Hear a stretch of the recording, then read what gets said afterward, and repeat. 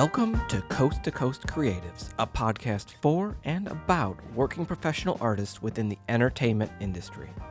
I'm Joe Funk, and along with my co-host, Torin Cavens Flores, we interview actors, directors, photographers, writers, and many, many more.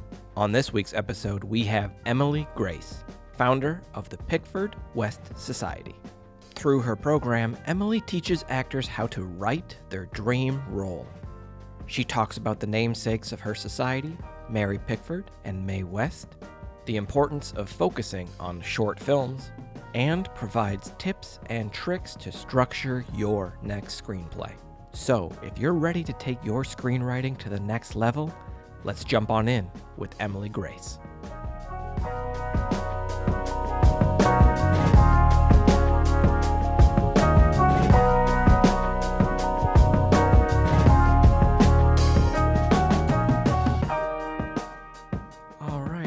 How are you doing today, Emily? I'm doing great. Okay, sound a little unsure there. Which I'm in the context of life, I can't complain, but in the context of our world and our planet and what's going on, it's certainly a interesting time to be living through. Yes, that leads us directly into what we'll start talking about. We are, at this point, how many months are we now into the WGA strike? Is it about 2?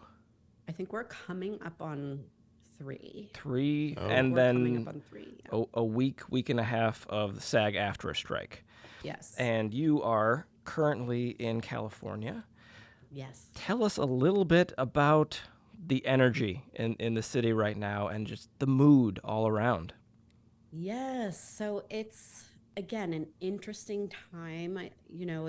There's different levels, there's different emotions of it. On the one hand, the solidarity between the WGA and SAG-AFTRA is unbelievably positive and exciting, inspiring. Like, the solidarity aspect of it, I think, is really incredible, especially for the actors who are so newly on strike. There's a lot of sadness and anger, and actors aren't allowed to promote any of their projects that were done through a struck company. So there are a lot of actors that have like their first big credit and they want to shout it from the rooftops and they can't.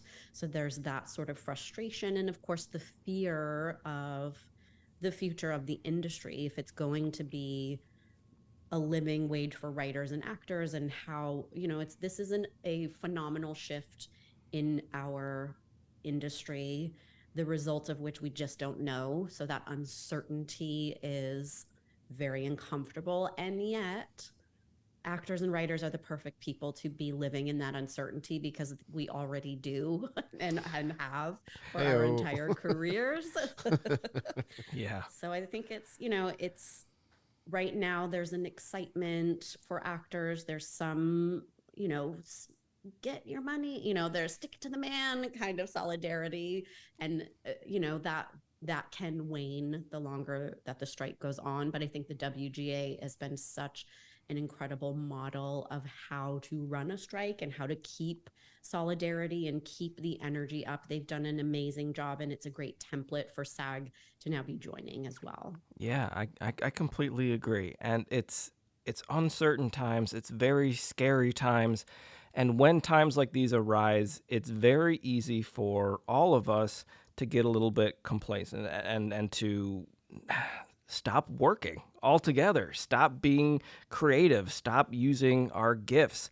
How important is it that actors and writers and any creative within the film industry remains sharp? And how can they do that during this time? Yes, it's a great question. And I think that is the question, whether it's a strike or not. Actors, especially with the state of residuals at the moment, and like pay for actors is less than it was in 2020. So I think it's always the question of how do you stay sharp when you have to have a side hustle, which most SAG members do. So I think that is always the question, whether it's a strike or not. What I think is different about the strike is you can go into a defeatist mode, or like a I can't do anything, so I'm not going to do anything and go into a negative headspace, which hopefully, if you do go down that road, you're not going to stay there very long. But in terms of what creatives can do right now, short project agreements are not affected by the strike. So actors who write or want to learn how to write, you can absolutely write a short film and produce it regardless of the strike. Those contracts are not affected. There's a bunch of contracts that are not affected. Commercials are still happening. Audiobook narration is still happening. Podcasts are allowed, as we all Thank know God. here. Good. So there are work things that people can do. Of course, I'm an advocate for the shorts because that's what I help people do. But I think the biggest mindset shift that I always hope people will adopt, it's what I'm very passionate about, especially for actors, is you don't have to wait to get picked to do what you love. You don't have to wait for the strike to get resolved to do what you love. But even when the strike is resolved, I think actors are so trained by the hive mind to think they have to wait to get picked. They need permission from the proverbial powers that be to do what they want to do. And then they spend a lot of their career waiting, hoping, and praying for the right role to come along, for someone to recognize what they're capable of and magically write the perfect role for them, which is a very powerless place to live from. Yeah. So, Yeah, I lived in LA for a decade, and I remember there is always this element of, with actors talking about, I am waiting for the right agent, the right manager, the right headshot. And then once that happens, all of these gears are going to move into motion, and I'm going to go where I want to go in my career. They're waiting for an external force that's out of their control. And we now live in an amazing age, now more than ever, where you can be crafting your own future. And there's a lot of actors that are now talking about this on the picket lines. Like Mark Ruffalo's talking about it's time to jump to indies and indie filmmaking. And on your website, it says that actors and creators are the future of the entertainment industry. And I liked how you included creators in there as well, because that also brings actors into that fold, where there are also a lot of actors that think it's like, I'm just an actor. Someone else is going to be the director, be the writer, be the producer, be putting it out there, and we can do all of this ourselves. So talk a little bit about this mindset of, is it time to jump to indies? Is there a major shift that needs to happen within the industry? Big question. These are lots of questions built into one question. Sneaky. Like, hey, all right. Yeah. Yes. Okay. Yes. So we'll talk sort of like the macro level first in terms of shifts in the industry. I think I'm not an expert in this, but from what I understand from what the strike is about and why it's happening is we're coming to the point, like the tipping point of the haves and the have-nots. And this strike isn't just going to affect actors and writers. This is really where labor is heading in general, how employers treat their employees, how stock prices and profit is more important than the human being. Like, this is where we've been heading for quite a long time, and now it's coming to a breaking point. I think this strike is just the beginning if we don't see a lot of shifts in the way that labor is treated, respected, and paid for their services. And I love Mark Ruffalo, and I think I tweeted out or Instagrammed his tweet because he's such a man of the people. Like, despite having been in a Marvel franchise and getting paid handsomely for playing the Hulk, I think he's someone who's always been on the side of labor and pulling for the underdog. And I do think the discrepancy between the studios who are after a bottom line and profit, that's what they're after, and yet hundreds of millions of dollars are being paid to CEOs, and yet they don't see any value in paying the artists who created the work that they are all profiting off of. That is the system that the entertainment industry is built on, is the creatives make the IP that has value, and yet it's the business people that are making all the profit. So I think this industry is ripe for change. I think Mark Ruffalo is right on the money. Independent projects don't have to answer to studios. But yes, if you are in this business because you believe in storytelling, you believe art is a conduit for change and connection, and that's your driving force, which I think it is for most creatives, indie projects do not have the same kind of restrictions that studio stuff does.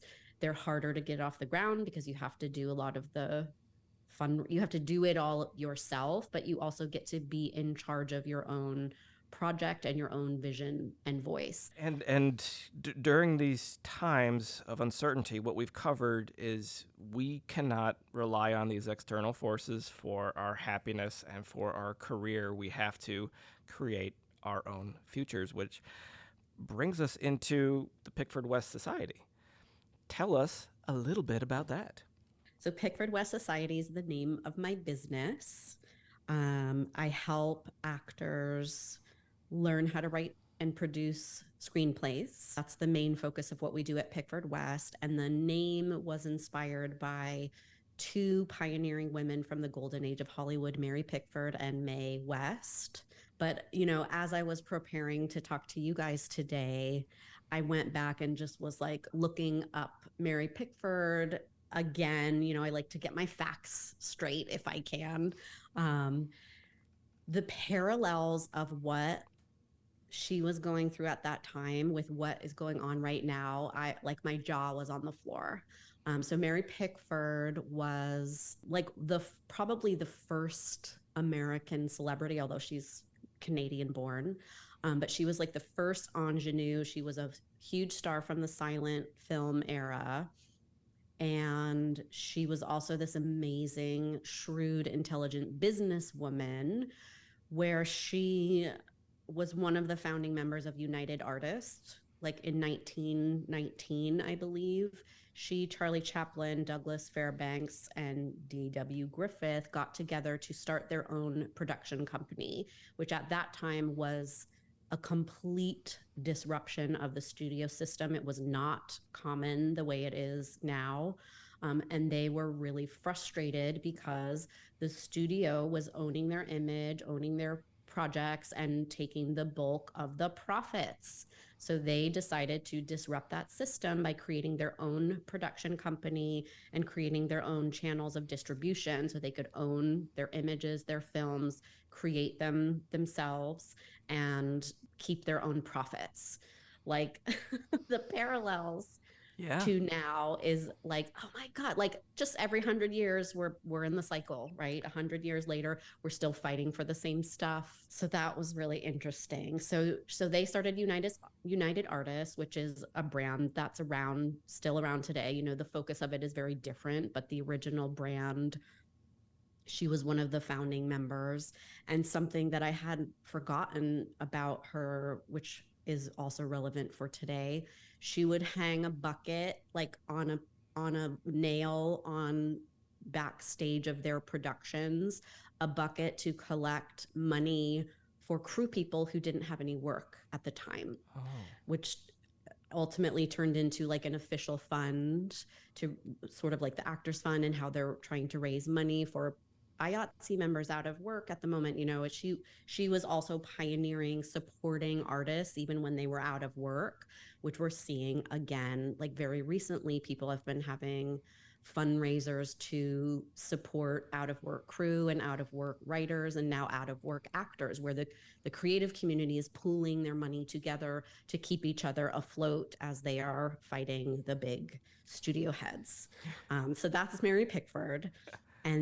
And then Mae West was just a prolific actor, writer, creator. She was very empowered, like in empowered sexual woman in a time when that was very taboo. Like she was very sex positive, she was very liberated, and that showed up in the projects that she wrote and starred in. She did a lot of theater. She wrote and produced a lot of theater that was very controversial. She was a huge proponent of gay rights in the 1930s, like very ahead of her time. And she got offered her first movie contract in like 38 or 39 years old in the 30s. Like if you think women over 40 are, women over 40 are still struggling to get work. She was got her first film contract in her late 30s, and the film, like one of her films was such a big hit that it kind of saved Paramount from going under. And because of that, they then gave her a long-term contract where she had script approval, like she had final approval of a bunch of stuff. They were both like really pioneering, powerful women in an industry that didn't really have a playbook at the time and just saw the opportunities, and a lot of what they created we still know about today. Like her one-liners and double entendres are still quoted today, and we still know about United Artists. So I found them incredibly inspiring, ambitious type of women, and that really is the spirit of what I like to empower my clients to do at Pickford West. I love that. How exactly do you hope to maintain this pioneering creative energy that these two women had? How do you hope to embody that and bring that about through the Pickford West Society? I've been in business a long time, and it's always evolving in terms of what I offer and how I work with people. And where I'm at the moment is I teach actors how to screenwrite. I had an amazing mentor who taught me like all of the lessons that I needed to really master screenwriting. And that is what I help my clients do. So, we talked about actors feeling they have to wait for permission. You can write it yourself. So I teach people how to write first, just like the principles of screenwriting that are essential to understand. I help them tailor a role for themselves to act in, because that's usually the point of why the actors want to learn how to write. And then I also walk them through the self-production process so that they from idea to finished film, they have every step that they need to follow so that they can actually start creating their own work and use that as the calling card to then get in front of the decision makers that they want to work with. So rather than waiting for that perfect role to come along, they can learn how to write it. And like no one knows what you're capable of better than you do, or what kind of role would be a great fit for all of your acting strengths. So I try to teach people how to create that for themselves and empower them to realize that they don't have to wait for someone else to come along and say, I'm going to make you a star. Take it back to the Pickford West era. Yes. Yeah, you talk about how you help actors find their dream role. When actors come to you, when they join your program, do they already have a concept of a dream role, but they just don't know how to make it happen? Or are you also helping them figure out what that role might be? Usually people who come to me fall into one of three categories. One is they know their dream role and they've tried to write it on their own and then they got stuck. The second one is they know what they want to write about, but they don't know how to get started. And the third one is they have so many ideas, they can't pick just one to start writing about. I actually just finished creating a quiz, like what's your screenwriting superpower, that's going to help people identify which category they fall into. Generally, I work with actors because that's my background. But anyone who wants to learn how to write a screenplay will benefit from the tools. But I think for actors especially, they have an idea of what the role is going to be about, or the essence of the story, or they went through something personally that they want to turn into a film, because So many of us have benefited from someone who did that, right? You went through something traumatic or inspiring or really difficult, and that's what movies are, right? It's the protagonist going on a journey and facing challenges, and that's what we resonate with. So a lot of my people come in with an idea of what they want to write about. And then just in terms of like the dream role, what I mean when I say that, it's like the most you possible. Like if we were going to, not anytime soon because of the strike, but if a producer came to you and said, we have $1 million, we're going to build the show around you starting tomorrow, and all you have to do is show up and like be the most you possible, that's usually what I mean by a dream role. Because like getting down to your essence as an actor and your humanity and your uniqueness, that's what people want to follow.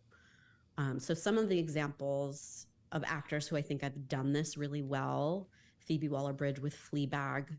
You can't imagine anyone else playing that role, right? Because she created it. She based it on her essential uniqueness. Issa Rae in Insecure, Quinta Brunson with Abbott Elementary, the two actresses who created Pen 15.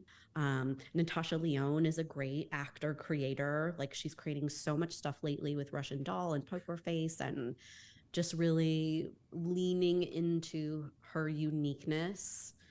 So that's what I mean by your dream role. And you touched on this a little bit earlier. When they're writing these scripts, when you're coming up with these scripts, are they writing these as shorts that could potentially be turned into features later? What is the benefit and the appeal of doing a short for an actor?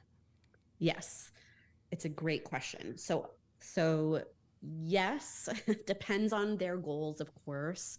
The reason that I'm very passionate about actors starting with a short is because it's tangible. If you've never written before and you think you're going to come in and write a TV pilot or a feature, and you have no experience and you don't know what you're doing and you don't have a process, you're just setting yourself up to feel defeated and frustrated. Like a professional writer with tons of experience is probably going to write a pilot in like the bare minimum 3 months, and it's probably more like 6 months to a year, to be realistic about the process and fitting it in between your life and your job and all of these things. It's minimum 3 months for an expert. So for an actor, I don't want to set them up to have to wait an entire year to get a win and to feel successful and to learn the tools. So the short is by design so that they can get in and get tangible results much faster. They will feel more confident and more successful because they're seeing results a lot sooner. And shorts are just much more doable from a budget perspective. Especially one of the things that we focus on is how to keep that producibility in mind. So you're considering your budget as you're writing. You're not setting a budget that you're never going to be able to raise. So that's why I think shorts are really great getting your feet wet into the process, because you're going to see results much faster, which you can then, like you were saying, Joe, like springboard to a bigger project. A short on a festival often can be a calling card for a feature or can get picked up as a TV show. So in my class, we screen different types of shorts to show them the tools and give them real life examples. And all of the projects that I choose are like festival quality. Many of them have gone on to become features or TV shows. So they're getting the template of success of what can work. So they're thinking bigger, but they're starting small. Yeah, I completely agree with that. That's what, when Joe and I first met in LA, that was what we talked about. Shorts. Let's make shorts because it's can be used as a calling card. It's a lot easier to produce, and the budget is far smaller. Now, I'd like to know, what are several of the biggest and most common mistakes both actors and writers face while writing their script? and what should they do instead? Okay, yes, great. Yes. So I think the biggest mistake is if you are new to writing, whether you're primarily a writer or you're an actor who's learning to write, is trying to figure it out by yourself. That is the biggest mistake because you don't know what you don't know. So there's no way for you to identify what isn't working if you don't have the right tool set. Another thing that happens, especially actors, which, I feel more connected to the obstacles of actors because I see it all the time. And this was my struggle as well. I thought I knew how to write because I was an actor. So I had a ton of unearned confidence, like, oh, I know how to tell stories because I have acting training. I'm a performer. I read scripts all the time. And so I thought I didn't need to learn anything new to be able to sit down and write a screenplay, which was not accurate. Yeah. Yeah. But because I didn't know what I didn't know, I couldn't figure out what was missing. So I think that is the biggest mistake, is trying to figure it out by yourself without a process and trying to create in a vacuum. Feedback is essential. Feedback and accountability are really essential. The accountability just to get you out of your mind and onto the page. Perfectionism is a huge obstacle for people. Like, they want to figure it out and think about it more and get it right before they'll put it on the page or before they'll submit it for feedback. I think that's a huge mistake. So the accountability will get you moving, even if you don't like what you've written. The good news is it's going to be bad. It's gonna, like, early drafts will be bad. You probably are not gonna like it. That's why feedback, I think, is so essential, to get your work in front of someone who understands more about screenwriting than you do, who can help you really articulate your vision and make your work better. So I think those are the biggest ones, like trying to figure it out by yourself or creating in a vacuum. Yeah. And I can say that I've run into a lot of people where feedback is a problem. And, well, give it to some friends. Let them look at it. No, I'm right. I know I'm right. This is the best. This is the best that it could be. And anything you say is wrong. And it's a big thing to let that ego go. And, I've written scripts, and I won't lie that it's tough to give it to people for feedback, because I'm a little nervous, a little scared. Even, giving it to Joe, even though I know he's honest and kind, somewhere in the back of my head, I'm like, oh man, he's just going to be like, this is crap. He's going to punch me in the face because my writing is so bad. Right, but yes. that's what we do. That's never happened. So, but yeah, letting go of that ego it's a tough thing to do. It's a tough thing to do, but it's imperative that you do it. Yes. And I think that's the beauty of a program like mine, is we want to hold your hand from idea to finished script, rather than you going off and writing it and then submitting it for feedback. We want to be there developing it with you step by step by step, so that your foundation is really strong, rather than coming in with a script that's already been written without the right tools and it's missing structure. And then we have to undo everything that you've done and basically start again, which some people have done because they tried to write on their own and then they realized they needed help. So it can be done that way, but I definitely recommend feedback every step of the way from someone who gets your vision and has an eye on the screenwriting tools, to make sure that it's well structured, to make sure that the idea in your head is coming through, because it takes longer. Like, the lead up and the prep and the steps are longer, but it's going to save you time on the second half, because your script is going to be really tight when you get to the final draft, rather than having to go back and retweak and redo and sometimes start over. And then the sting of having to re-edit and make changes to your script after you've received feedback is also much easier to take if, again, you're doing shorts versus you Yes. write a Yes. 90, 100-page script and you hand it to somebody and you're like, Yes. well, let's break this down. There's a whole lot that's got to go. This character's got to get out of here. It's much more digestible in right. the smaller form. Yes. And you're learning the tools. That's the thing about writing. It is a craft, just like acting, right? We didn't learn how to act alone in our living room, right? We learned a technique. We were practicing, we were getting feedback with our scenes and working with a teacher and someone who knew more.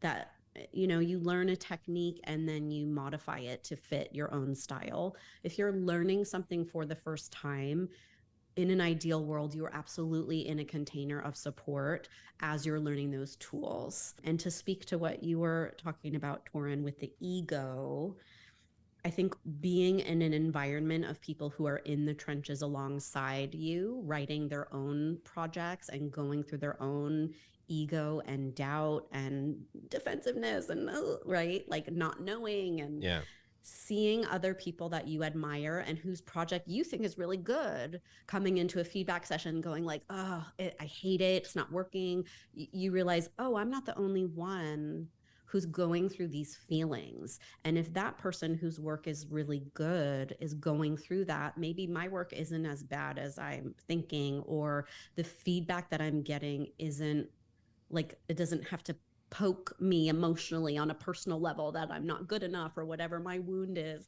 And so I do think being surrounded with other writers in the trenches can alleviate a lot of that ego and that fear as well. But it can be hard to find those people to be in the trenches with you. Yes. Even you can be amazing friends with somebody and then just creatively it doesn't mesh. Something there isn't right. I'm sure you've had these experiences as well, and it's hard because you want to fight for, it's like, no, I'm friends with this person. This should, creatively, we should also work.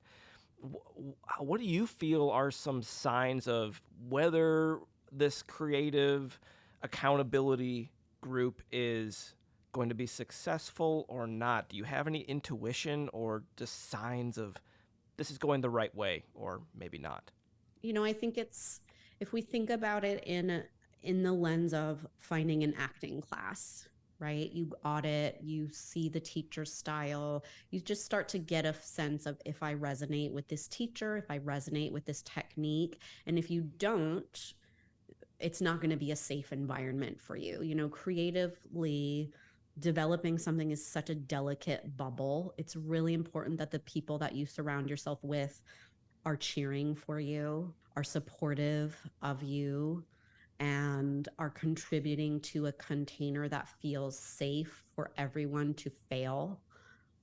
If it doesn't have those things, it's not going to work, right? Because if you show your work to someone when it's in a delicate stage and they aren't in that mindset of like, this is a safe container and I'm here to support you, even if it's uncomfortable to hear my feedback, it can kill the process, right? It can make you never want to share your work with someone ever again. So I think it's a very delicate balance, and it's important that you feel like you can trust the person who's leading the group, you can trust the people within the group, and that there are clear values of this is a safe space, failure is okay, we're all here to help one another, not to be competitive and tear each other down. And another thing, what we work on and what I try to set up in my group is confidentiality. Everyone has to sign confidentiality pledges, so there's never any fear of like someone stealing each other's work. That also needs to be part of the process. Is like, this is a safe place where you own your IP and no one's here to steal your work. Like, I'm here to guide you so that you feel good about your project. Talk a little bit about the structure of the Pickford West Society. We're talking about it. We want to have these groups that foster creativity and also feel like a safe space. What can potential actors, writers expect when they join the Pickford West Society as far as the community? Okay. So there's two ways that I work with people at the moment, and they're both about writing short films. So one is the Short Film Lab, which is a digital program. And then the other one is the Short Film Lab Intensive, which is a live version of the program. And so the way that I work with people is you learn the writing tools, right? From start to finish, you learn every tool that you need to write a short.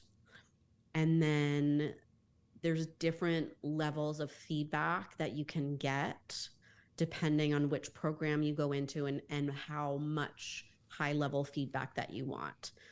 The goal is every step of the way you're learning a tool, and then you have a writing assignment to go along with it as you're building the foundation to develop your script. And then you're getting feedback on that assignment step by step by step.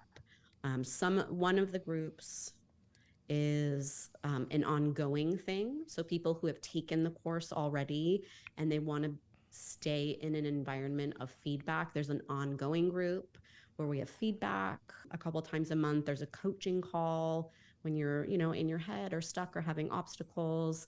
We have an accountability meeting every week to help us keep you accountable to your goals, and also to give you like a work sprint time to come up and show up and do the work.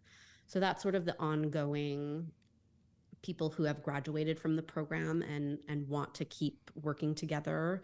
And then the other offer with the intensive is you come in for 3 days, you learn every single tool. It is intense. That's why we call it an intensive. So you're taking some action during the intensive to really start laying the foundation for your script. When you leave that program, you have all of the tools. Some people like to go off and finish their script on their own. Some people then like to come into an ongoing feedback group where we are developing step by step everyone who came to that intensive to get them to a finished script. Wow. I was hoping you would say that there was a form of this that continues on beyond the class, 100%, beyond the intensive. Yeah. Let's go back to I want to go back and talk a little bit about the writing process. We were talking about how this fear of your writing not being perfect can hold you back, but also just jumping into writing a script without an outline or figuring out your characters is equally dangerous. How should actors approach a new script, a new idea that they have, and what level of outlining and brainstorming would you recommend? It's a great question. So I'll talk through the process that I teach people, and then once you learn a process similar to an acting technique, you're always going to modify it to find what works for you. So I don't think there is a wrong way to go about writing a screenplay if you're happy with the results. But I found it incredibly a relief to actually have a process to follow, which I think is the most important thing for a new writer. So we start with character, really diving deep into understanding your characters, setting them up to have conflict from the beginning. I think that is one of the biggest things that actors tend to leave out before they have a writing process, is that conflict. That's where we begin. And then from there, you learn how to write a scene. That's the first step. After that, you start developing your outline. I think outlining is crucial for my process. Someone else might be able to write without an outline. I cannot. So we go through all of the elements of 3-act structure, and then act by act, we're giving feedback and testing your outline to make sure that it's in great shape. And only once your outline is properly structured and all of the elements and the turning points and the midpoint and all of that is in the right place, then you can go and start scripting after that. So we build it sort of piece by piece. And for me, outlining is essential, because if you haven't made decisions about where the story is going, you're never going to get there. You're just going to write yourself into a corner, hate everything, delete it, start again, and just round and round and round forever in that cycle. So for me, outlining is really essential. It's the blueprint of your script that is going to point to whether it will succeed or not. And then from there, we get into scripting, which is its own process of feedback and starting and hitting everything and going back and clarifying. But I think having the outline in place is incredibly helpful for people to then move into scripting after that. And when you talk about having a 3-act structure in mind, is this a 3-act structure that they can convey within a short format? Or Correct. Okay. That doesn't seem like how long do we consider shorts? How many pages?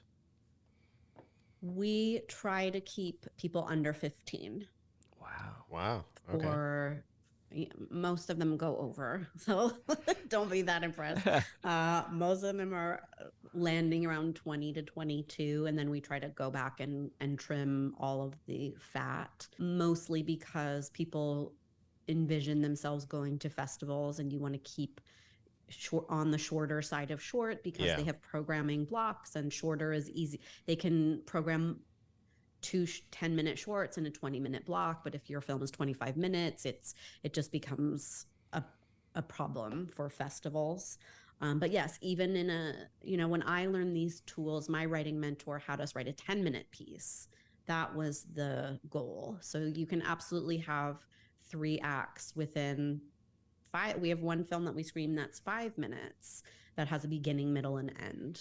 And you're saying that these characters that you're coming up with need to have conflict. When we have our protagonist, when we have our dream role, what are the qualities that provide conflict for these characters and make these characters interesting to watch? Why do we want to follow their journey? So one of the first tools that we start with inside the program is called the character square. All of your major characters will have an external want, which is the measurable goal that the character is actively pursuing. Then they'll have a superpower, which is like a quality that makes them unique and will also help them get that external want. Those first 2 qualities generally are driving the plot. It's very tied into the world that we're in and what journey our protagonist is going on. And then they'll also have 2 internal qualities, which are the fatal flaw, which is the character trait that's in the way of them getting what they need, which is the final quality of their inner need, which is like the void within that the character needs to fill. Usually they're not aware of the fatal flaw and inner need, but they are aware of the external want and probably the superpower. And so it's just that character square sets a character up to be flawed and nuanced and compelling. And then what you do is you develop your other character squares depending on their archetype. If it's an antagonist, you're going to set that character square up to directly clash with the protagonist. So you're setting them up from the beginning to have those qualities in place before you ever write a scene or develop your outline, because those qualities are actually directly driving your plot. And then of course the Act 3 climax is where they overcome the fatal flaw to get the inner need. And all of that you start setting up before you ever actually write a word of your script. That tool alone, when I learned it from my mentor, opened my eyes as a writer and finally made everything click. It just helped me understand story structure and screenwriting in a way that I had never understood before. And what are some examples of films that you use to display this to people? Because we're talking external want, superpower, fatal flaw, inner need. Yes. But give us an example of a film we all know and Great. love where they can match these elements. Great. So one of the best films that sets up the protagonist antagonist conflict from the opening scene is Devil Wears Prada. So we have our protagonist Andy, who's played by Anne Hathaway, and then our antagonist Miranda, who's played by Meryl Streep. So the character squares for those characters, which is a film that everyone has heard of, if not seen. And then once you learn this tool, it's like you start seeing it. You can't unsee it anymore. So Andy is our protagonist. She's the one who's driving our story forward. Her external want, which is set up in the opening scene, it's not always that fast, but in this film, her external want is to work a year at Runway magazine. It's measurable, right? It's not get a job or be good at her job, right? It's to work 1 year at Runway magazine. She either does or she doesn't. Super measurable. Her superpower is determination. Her fatal flaw is insecurity, which is in the way of embracing her authentic self. Now, disclaimer, I didn't write this, obviously. So this is my analysis that I can point to with evidence in the script, but I don't know for sure if that's what the writer intended. This would just be my personal analysis. So her fatal flaw of insecurity in the way of embracing her inner need, we see her going on this journey of making a deal with who's wearing Prada. She's making a deal with the devil. And so she comes in as this sort of Midwestern, grounded, quirky girl in corduroys and messy hair, eating a bagel. And we see her trading in her values one by one to start wearing Prada and couture. And she's eating almonds and sleek and has the fancy purses. We see her start trading her authentic self to take on this high fashion lifestyle. That's sort of the journey that we see her going on.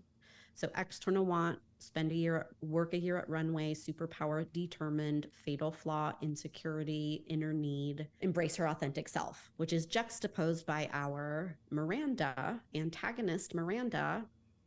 Now her external want is a little bit more nebulous. It's something like continue to make Runway the top fashion magazine. It's not quite as measurable, which I don't recommend, but that's how it seems to be in this movie. So continue to make Runway the top fashion magazine. Her superpower is impeccable taste. That is her superpower. A lot of characters talk about like her opinion is the only one that matters. She's got impeccable taste. Her fatal flaw is impossible standards. That's her fatal flaw. She has impossible standards, which are in the way of the inner need of meaningful connection. So the great sort of juxtaposition here is Miranda keeps setting these impossible standards for Andy to meet as her new assistant, expecting Andy to fail. But because of Andy's superpower of determination, she keeps passing. She keeps meeting these, and they are impossible. But Miranda has impossible standards, but Andy is determined, and that's why she keeps succeeding and succeeding. And we see Miranda's need for meaningful connection. There's one scene where we see it because she's not our protagonist. So she's not going to go through the most change. But there is a moment in the hotel room where we see Miranda, impeccable taste, fashion icon, no makeup, like in her bathrobe, like in a state of vulnerability. And she allows Andy to connect with her for this one moment when she's found out her husband is divorcing her. It's in the press. We see her have one moment of vulnerability and connection, which to me is the evidence that that was her inner need. And she gets it for a second, and then she snaps right back to being the impossible standard boss. So that's an example of that tool that you can, if you watch the film from beginning to end, you actually see all the clues and the evidence that supports that analysis. And then in the end, so Andy as our protagonist, in the end, Miranda invites her basically to be in the inner circle, to sort of be her number two. And Andy has to decide if she's going to go all in with the devil or if she's not.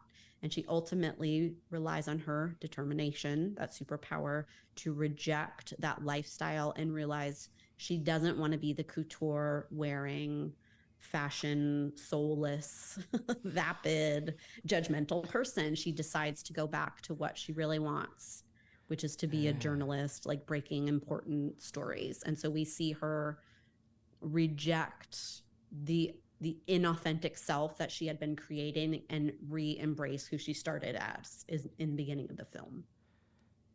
And when you understand this structure, it Yes. it can take a lot of pressure off of you as Yes. a writer, because you can look at it and just say, like, okay, well, something's missing. I'm missing the superpower, or I'm missing the fatal flaw. You picked an example where we have really amazing duality of a protagonist and an antagonist. How many characters would you create this square for within a script? Like, I'm sure it can be overkill. You can do too many. You can overthink some side characters that are just coming and going. How many would you prefer to analyze on this level? It would be for every major character. Okay.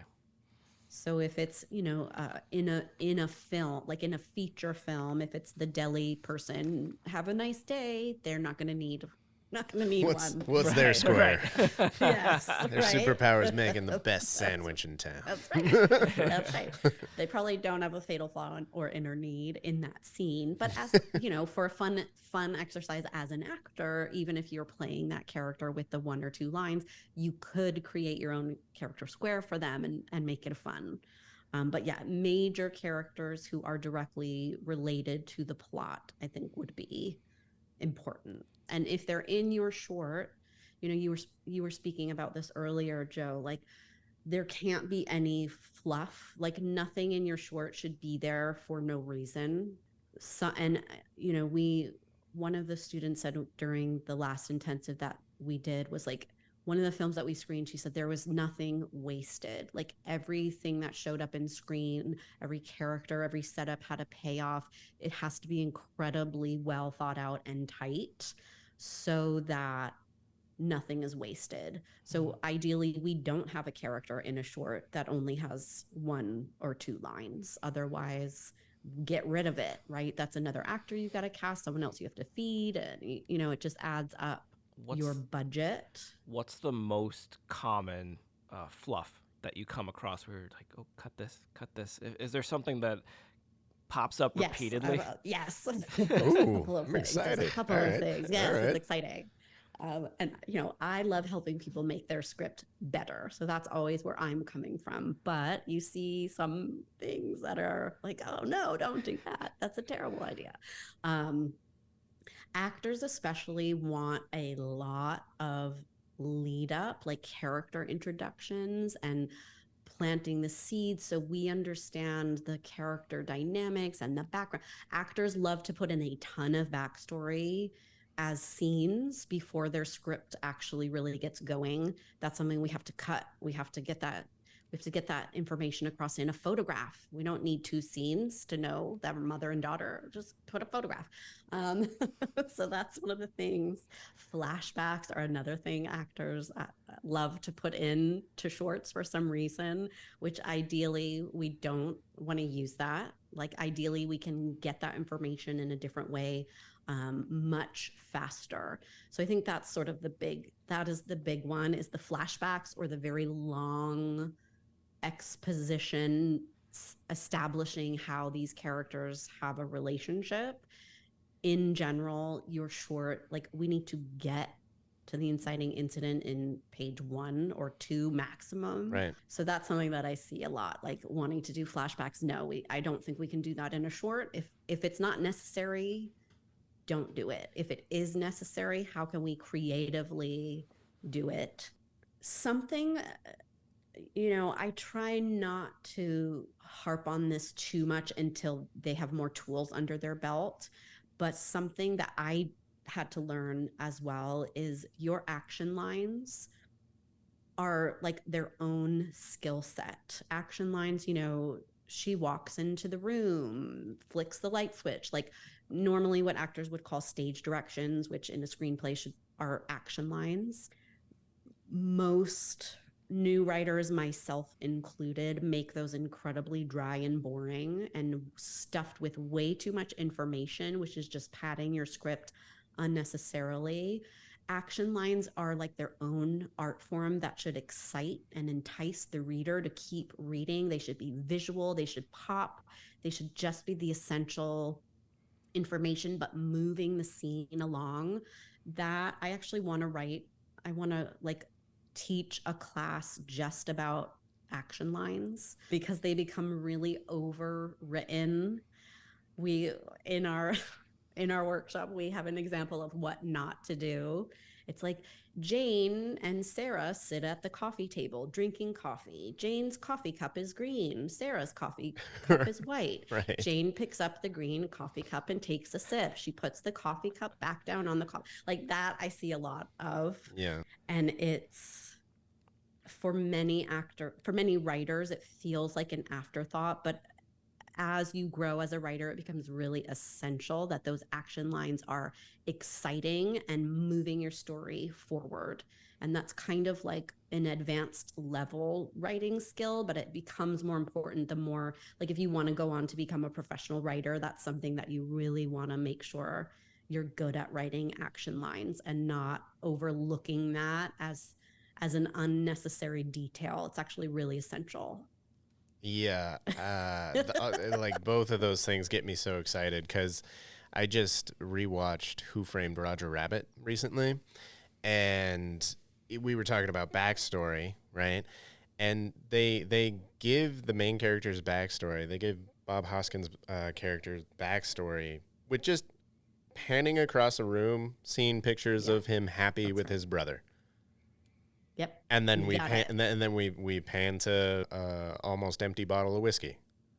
Oh, okay. You get it. You know, it's like right? we get it right there. Boom, one shot, bam, we got it. And as far as action lines, what popped into my head when you were talking about it was, it's not. I mean, it was made into a film, but A Streetcar Named Desire.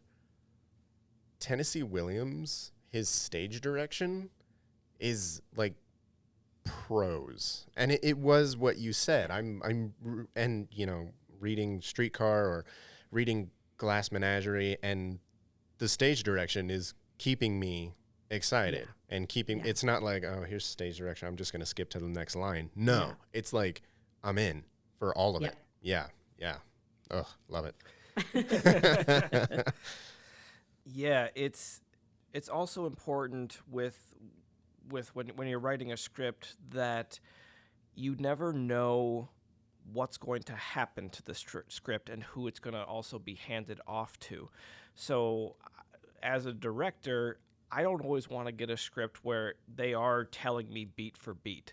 I don't want to look at it and see it's a Mammoth play. And it's like, how many seconds, how many beats do they hold on to the kettle before they walk to stage right? Right. Like, two and a half you beats. have to, it's a difficult task, but you have to paint this beautiful picture for the reader while also not holding their hand the entire way.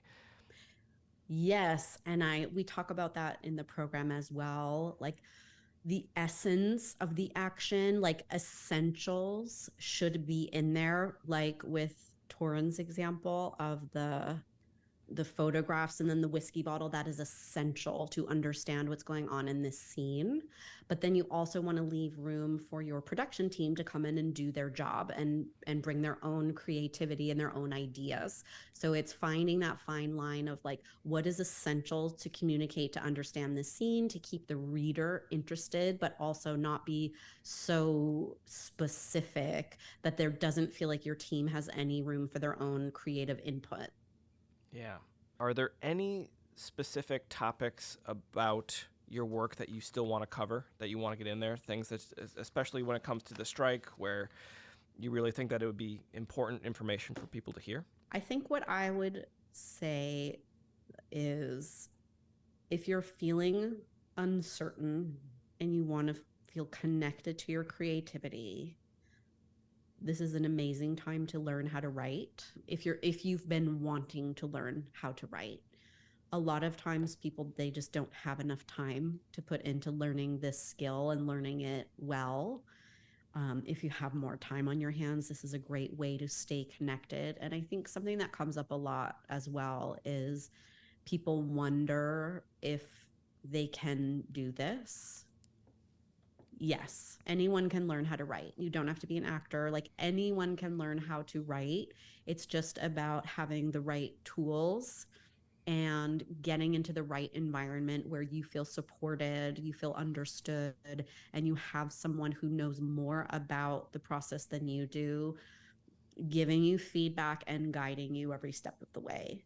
I think that's really essential. And, you know, it is uncertain of what the future of our industry is going to look like. And we were here 100 years ago, right? We started talking about Mary Pickford and what pushed her to open her own studio. We've been in situations like this. There are always, these are ripe for change. And some of the changes that will come from this, I think, will be very positive. So hang in there.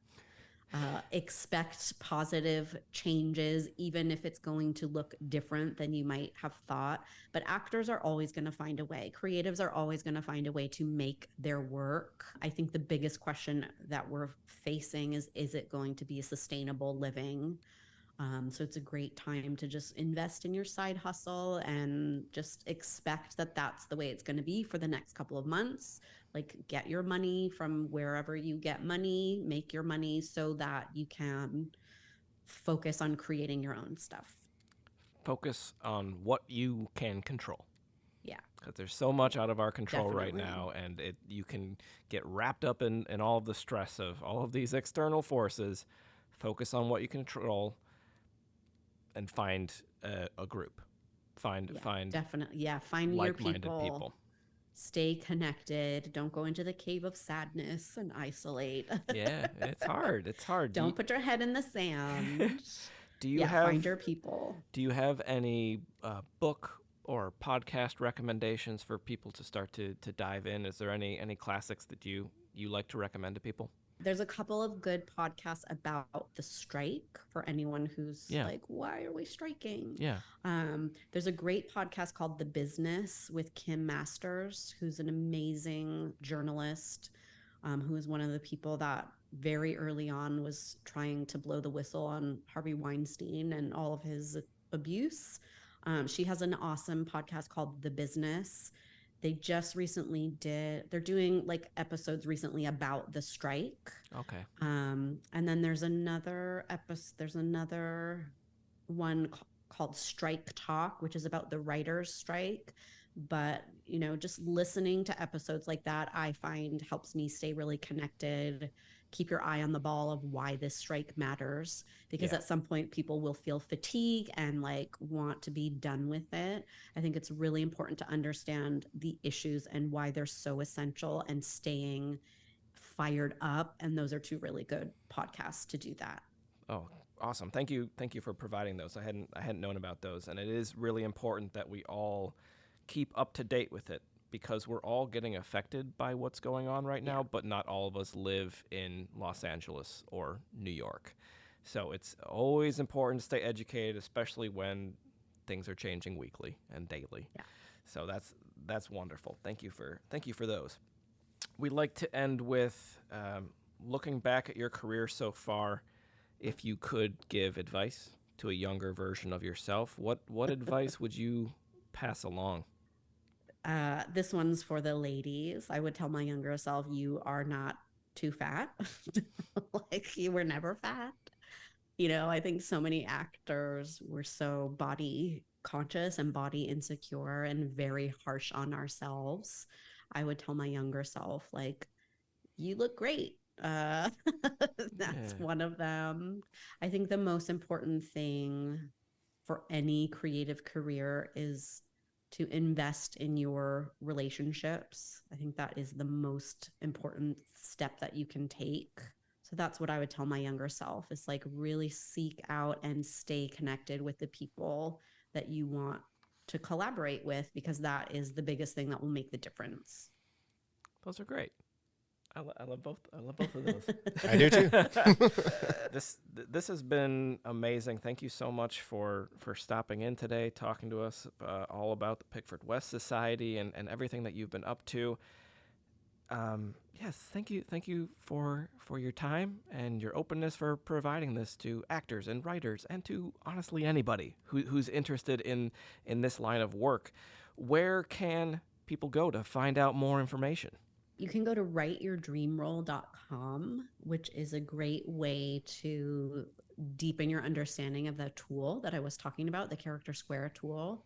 There's a free training there, and then you will, if you choose to sign up, you'll get on my email list, and then we can stay connected that way. Or you can DM me or come over to The Only Emily Grace on Instagram. Perfect. All right. Well, thank you so much, Emily. Thank you for being here today, and we can't wait to follow your journey. Thank you so much for having me. Thank you. Yeah, thanks.